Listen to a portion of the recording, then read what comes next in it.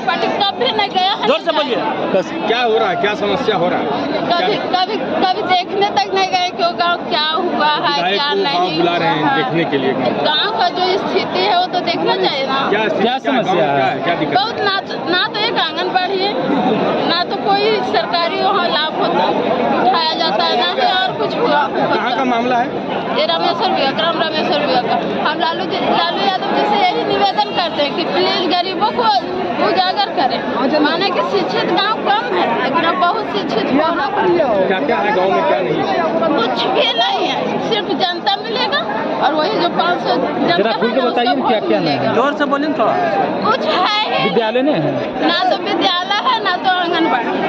सड़क है, सड़क गया, हाँ सड़क गया है और बिजली अभी पहुँचा है 2019 में। तो और क्या समस्या है? आंगनबाड़ी की मांग कर रहे हैं। आंगनबाड़ी की मांग कर रहे हैं, जो वहाँ के अशिक्षित है और वहाँ पे जो अत्याक्रमण जमीन भी है। अभी विधायक जी से मिले, क्या आश्वासन दिए? वो तो कुछ नहीं बोले, वो बोले कि आएंगे।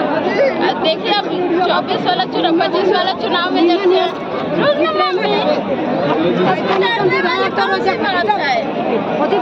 हमने तो हाथ में मांग रहे हैं भैया, हमको विधायक है तो हम लोग का बात राज्यसभा में हम चुने, उनको बात पहुँचाने हम जाएंगे। कौन जाएंगे आप लोग बताइए। क्या नाम हुआ आपका? मेरा नाम प्रियंका कुमारी। कहाँ से आए? रामेश्वर विवाह, सिंदला थाना, खनपुरा पंचायत। और कुछ विधायक जी कुछ आश्वासन नहीं दिए? कुछ नहीं, कभी नहीं।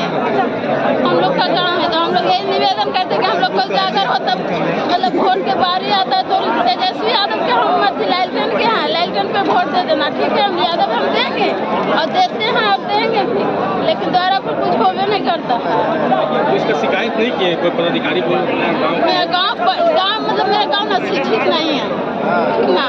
अब शिक्षित हो रहा नहीं हो रहा है तो ये तो मतलब चाहिए ना, विधायक जो भी है तो करना चाहिए। ठीक है, ये बात हमें